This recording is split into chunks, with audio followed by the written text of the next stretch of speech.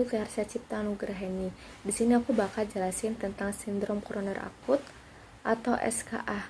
Nah, sebelum kalian nonton video aku, jangan lupa like, komen, dan subscribe ya, selamat menyaksikan. Nah, SKA merupakan singkatan dari sindrom koroner akut atau SKA. Sendiri itu suatu sindrom yang terdiri atas beberapa penyakit koroner, yaitu angina yang tak stabil, infark miokard, kemudian infark miokard non elevasi ST, infark miokard dengan adanya elevasi ST, maupun angina pectoris. SKA ini merupakan keadaan kegawat daruratan di pembuluh koroner. Kemudian pengertiannya itu, sindrom koroner akut adalah suatu kegawatan yang disebabkan oleh pengurangan secara tiba-tiba dari aliran darah jantung akibat dari plak arteriosklerosis yang mengalami ruptur atau erosi. SKA sendiri juga merupakan suatu keadaan kegawatan pada pembuluh darah koroner. Kemudian SKA ini atau sindrom koroner akut ini dibagi menjadi unstable angina, non-STEMI, dan STEMI. Pada unstable angina nyeri dada tidak bisa diprediksi, lebih berat dan sulit untuk hilang. Kemudian unstable angina mengindikasikan adanya arteriosklerosis yang tidak stabil yang dapat menyebabkan ruptur. Dalam pemeriksaan EKG tidak ada perubahan atau depresi segmen bersifat sementara.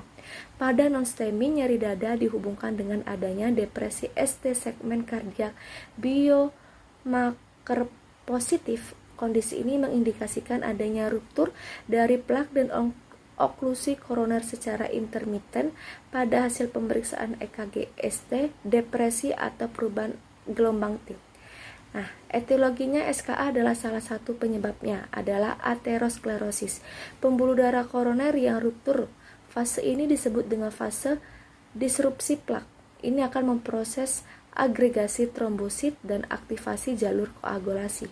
Trombus akan menyumbat lumen pembuluh darah, bisa menutup secara parsial atau total.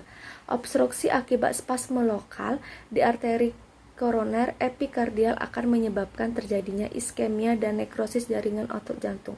Kemudian pengkajian fisik SKA yaitu berupa pemeriksaan RW, apakah klien mengalami sumbatan atau tidak, kemudian ada perdarahan atau tidak, apakah klien mengalami bunyi napas tambahan, kemudian breathing melihat gerakan dada klien simetris atau tidak, apakah klien menggunakan otot bantu napas, respiratory rate apakah normal atau tidak, circulation untuk melihat TTV, CRT, SpO2, disability, pemeriksaan GCS, pemeriksaan exposure untuk melihat adanya pembengkakan fraktur dan perdarahan.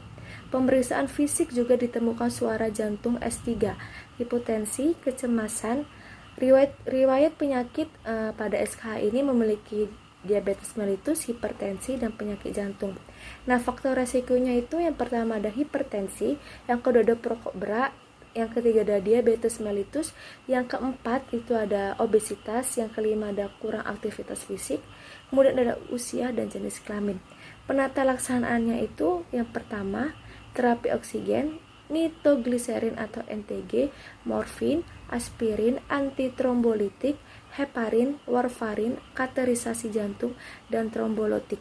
Nah, itu saja yang dapat saya sampaikan. Sekian dan terima kasih.